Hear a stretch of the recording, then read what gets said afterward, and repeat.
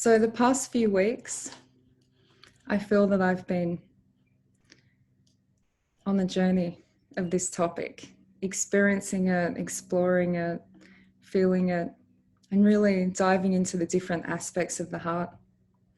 And myself defining and really gaining clarity on what is the way of the heart? What is this pathway? How have I been following it in my life? How can I continue to follow it? How can I evolve it? So just asking this question, what is the way of the heart? It's really been coming to me in every aspect of my life. So although this is about Awaken leadership, Awaken leadership is really about first awakening yourself, right? And then expressing that awakening within your leadership. They're not separate at all. And that's one fundamental part on the way of the heart. It's not something that you select when you're going to be in your heart and when you're going to act from the heart. So you don't say, all right, now I'm going to do it in this situation, and then when I'm driving, I'm going to be an asshole. It's about consistency and having a real wholesome and complete approach, no matter what situation you're in. And of course, we've been brought up in a society of where we compartmentalize things, where it's like, now I'm at work and I'm in this role, and now I'm a mother or a father, and now I'm here. And so there's been a lot of separating who we are. I believe that a fundamental aspect of the way of the heart is it's all encompassing, and it flows no matter where we are and what we're doing. That's the goal when we're fully living according to the way of the heart. So the other thing that I was able to identify is 3 ways of really uncovering it and looking into it. So they're the 3 ways that I'm going to guide you today and to bring more information through. I also didn't want to focus on just one aspect of the heart because it is such a big journey. So I thought that I would give you a summary of the pathway from my perspective. And another really important thing to note about the heart is for the last 3 years, I've been presenting a lot of science about the heart, right? Like from heart math, and studied a lot of that myself. So I could do that, so we could intellectualize the power of the heart. I feel that the real potency is going on your own journey and experience of the heart. Because as Mark said, what I was going to say before is the way of the heart is really coming from our own, although we're all connected, it's coming from our own perspective and experience. That's why we appear as all these separate heads on the screen right now, because we're all here to have our own journey and perspective, even though we're ultimately all connected. So the way of the heart really is about you experiencing what it means to you, you exploring it. And I don't believe that any book or even hearing other people's experiences can really have the potency of you going through the journey yourself. So I'm going to give you some insights and some guidelines of my journey, and then I'm going to, with the heart, and then I'm going to encourage you to contribute in the activities. So as I said before, just to present some science, the heart's magnetic field is 100 times stronger than the field generated by the brain.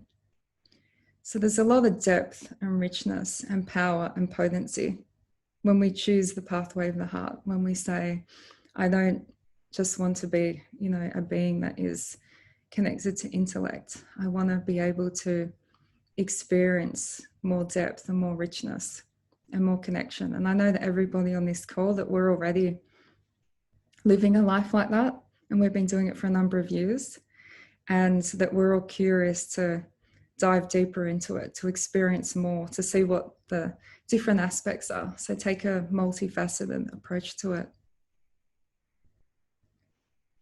So the other thing that I want to say when I say heart is, do we need to define what we're talking about when I say heart? Am I talking about the actual physical heart and then all of the science that's been proven about how the heart connects with the brain and the magnitude of the heart? Or am I talking about intuition, which could be in the third eye? So the answer is, it doesn't matter. Okay. So when I say the way of the heart and the heart space, it's whatever it means to you. It's whatever it feels to you. I don't believe that there's one right or wrong where science can just prove and go. This is exactly what we're talking about and pinpointing an area.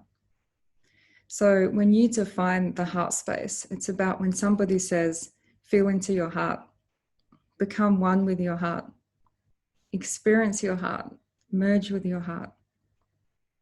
So whatever that means to you, whatever your process is and however you do that, then that's correct.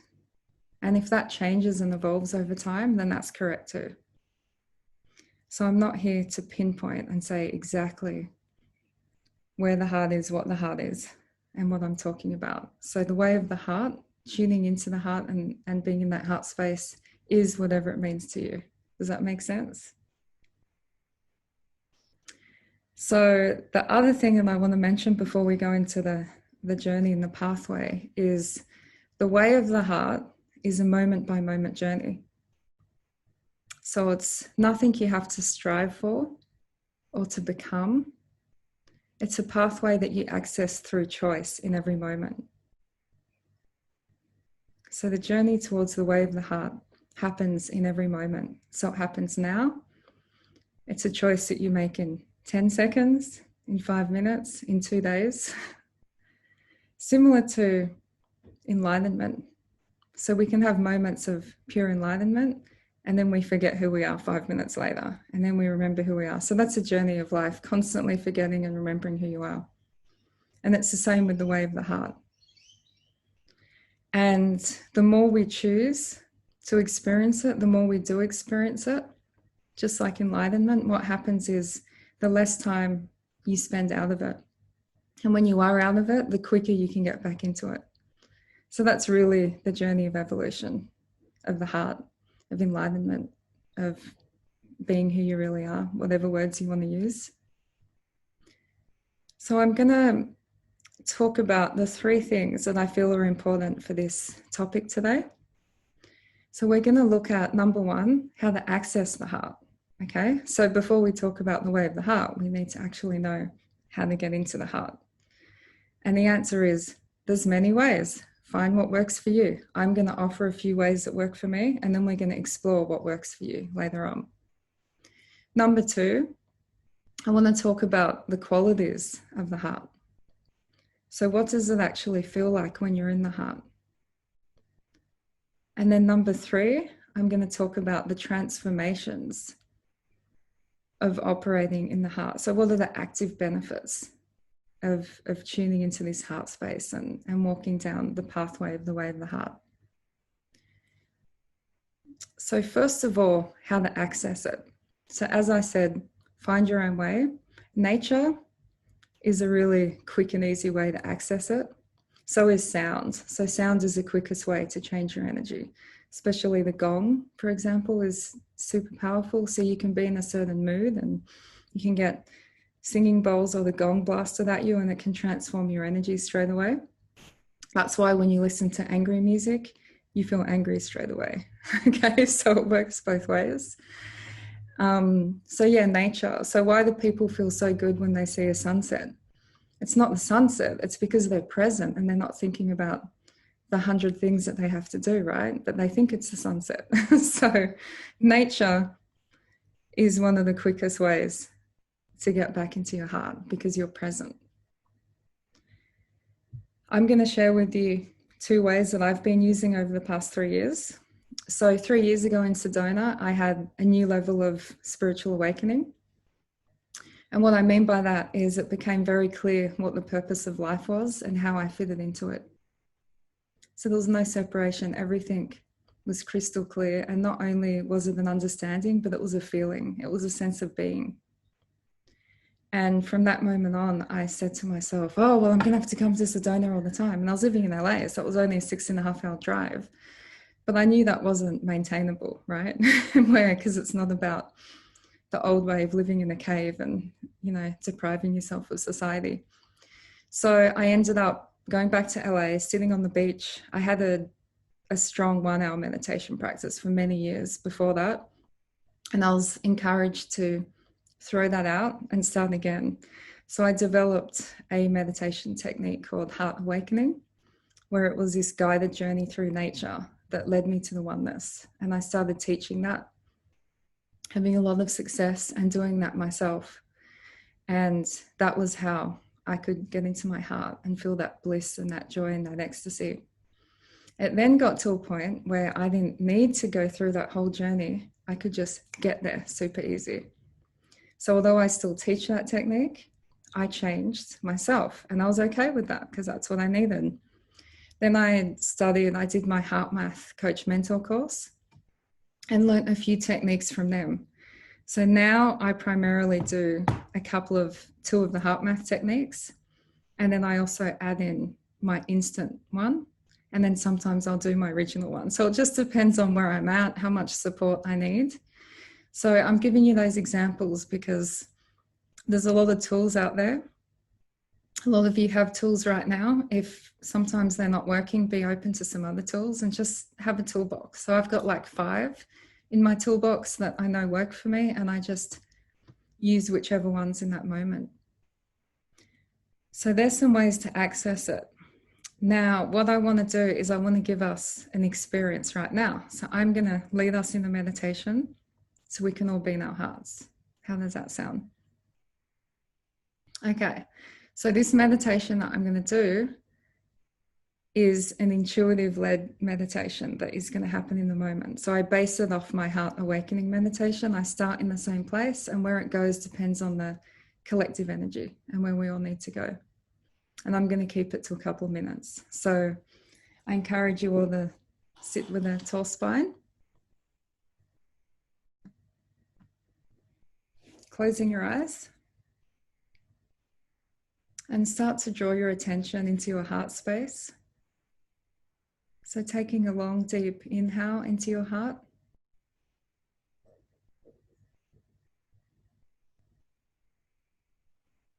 And then gently exhaling through your heart. So continuing these long, slow breaths in and out of your heart space.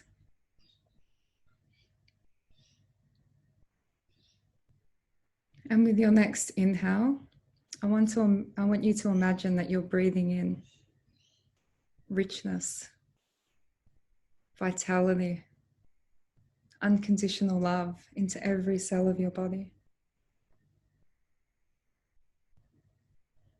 And then when you exhale, I want you to imagine that you're breathing out trust, patience, and peace.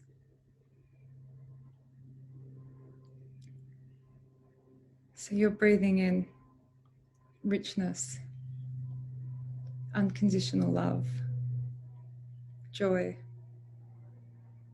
and breathing out trust, peace.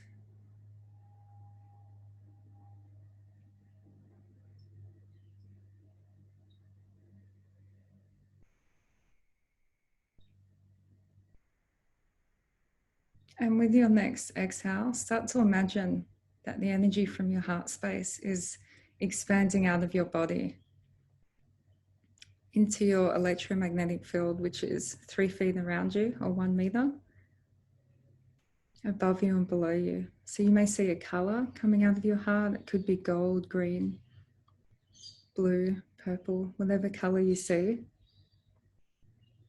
Just feel that expansion coming out of your heart all around you. And then expand it further into the room that you're in, filling the whole room with joy, ecstasy, unconditional love.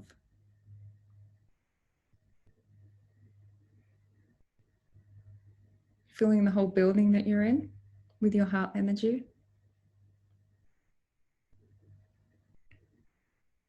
And now I want you to expand out further. So there's no time or geographical boundaries. And start to connect your heart energy out to the places in the world where all of us reside, connecting to each other.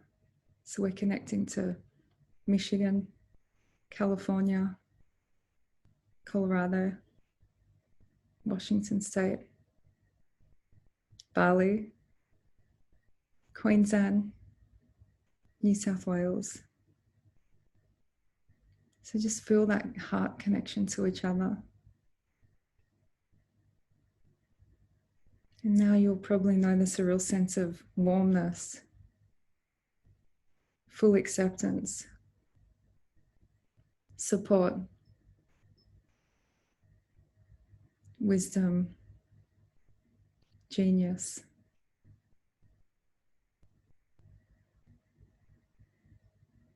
And while keeping this heart connection, I invite you to gently open your eyes. And although it was a quick meditation, could anyone feel that or feel that connection to each other? Okay, so we've got a few heads nodding there.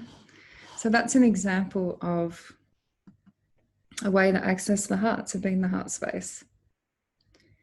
It also can be hard to talk after doing those meditations. So we'll ground our energy back down our body, down our feet, into the ground, feeling that solid connection to the earth. All right, so these are the 3 areas in the journey: accessing the heart, which I covered. So now we're going to go into the qualities and then the transformation, so the active benefits of being in the heart. Okay, so as I said, accessing the heart, nature, meditation, being present. So qualities of the heart. So when I feel into them, the heart feels all-encompassing. So it removes the veil of separation. There's this, inclusivity. So the heart isn't saying, it's neither this nor that. It includes everything. And that includes also the emotions, the shadows. So the heart isn't denying anything. It's not saying, no, you don't feel that emotion. It's not denying any sense of duality that you may feel. There's no separation, there's no judgment.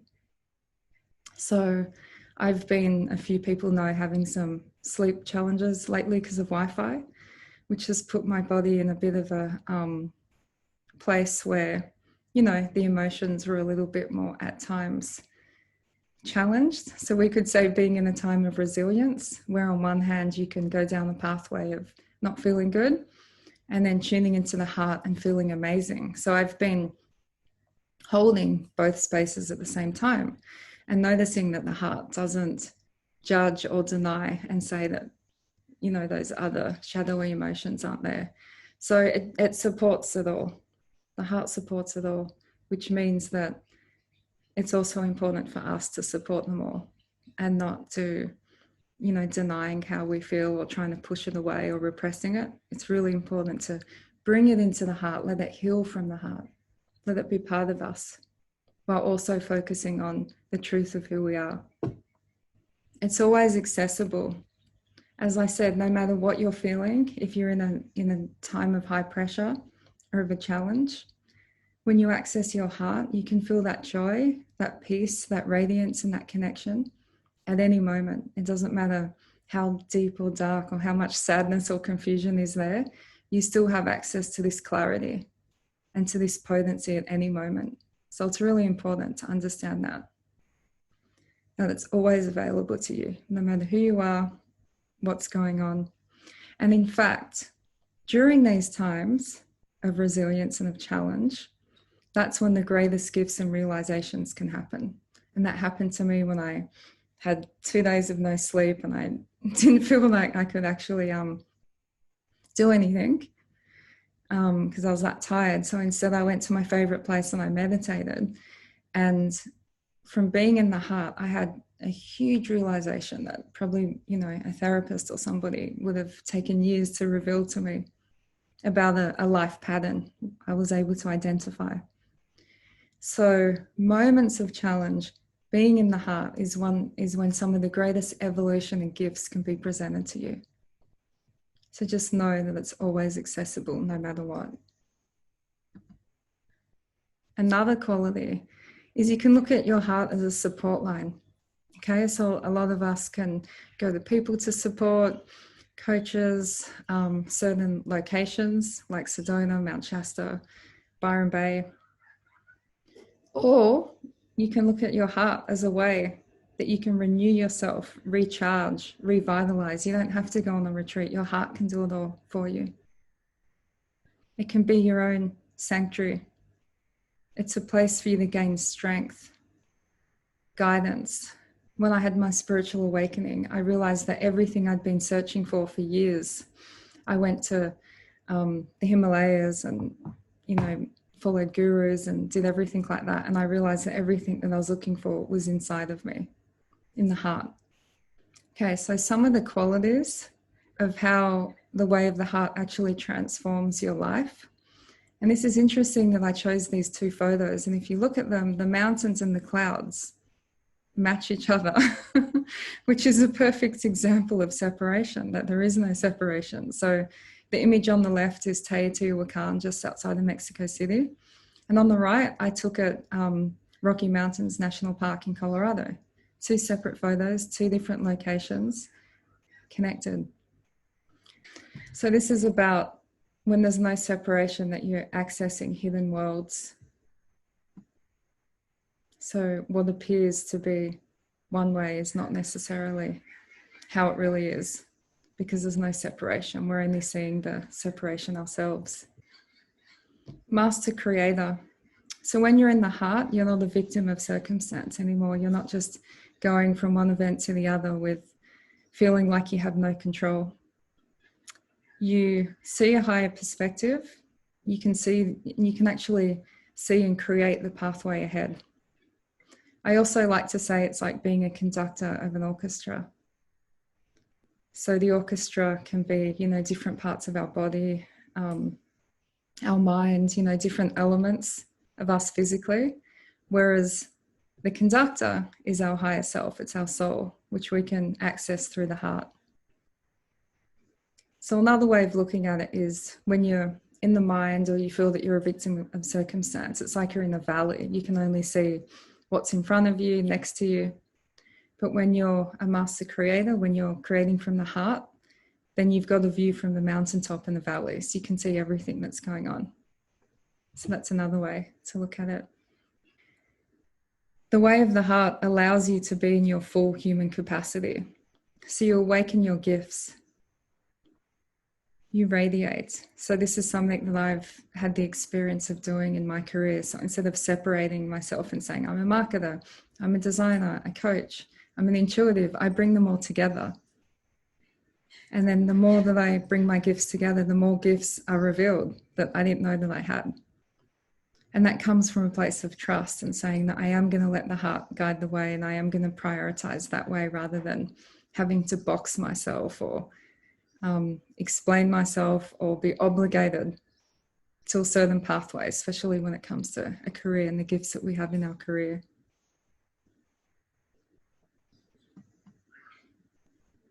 Intuition is a big one with the heart. So that's a whole course topic / journey.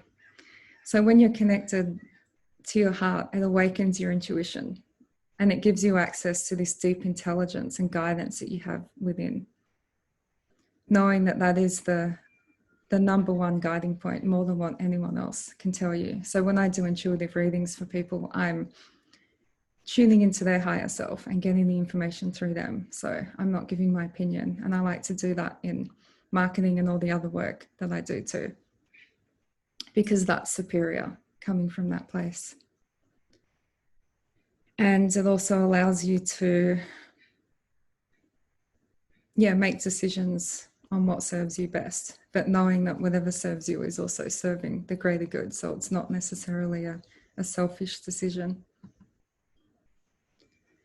So tuning in to the heart, living from the heart, following the way of the heart allows you to follow your joy and passion. So that's me on my birthday a few years ago in Santa Monica, and picture on left in Santa Monica swimming. I like to swim really early in the morning on my birthday, if I can, not in Byron Bay where it's very sharky. So the way of the heart is about following your joy and passion and knowing that you deserve joy. So a lot of us feel that because we're visionaries and we're here to create a lot of transformation in the world, sometimes we forget that it can also be a fun and joyful process. And there can be like this childlike aspect to our life as well, which is important. The way of the heart also brings you back into the present. And when you're in the present, you can really extract the richness of that moment. So I'm sure you know when you've been on holidays, if you're on holiday and your head is thinking about something else or you're not present, then I say, what's the use of being on holiday? You know, you might as well be at home. And that's the same thing that if you're in nature or somewhere beautiful, if you're not present, then you're missing a lot of opportunity in that moment. So the way of the heart allows you to be present. It encourages and supports that. Creativity is a big one too. So when the way of the heart allows you to express your truth creatively, that could be dancing, it could be through art, it could be through words, singing. We have a singer here, I know, a couple of singers. And it's also nurturing, you know, so nurturing yourself too is part of it too. And that also supports your joy and passion. It's a way to express your joy and passion. And the last point is the way of the heart allows you to access stillness no matter what's going on around you. So we're in a time of great mystery and unknown in the physical sense where structures are falling apart. But a lot of us know this is part of the rebirthing process and the shift. And just that knowing can create a stillness. When you're in a tough time or place and you go into the heart, there's nothing but stillness and peace, no matter what's going on around you. So that's the truth. That's really who you are when we get out of the minds and the drama and this is happening and the survival, and you go into the heart, the stillness, reflection, spaciousness, and that brings you peace, groundedness, and allows you to tap into the divine intelligence no matter what's going on around you.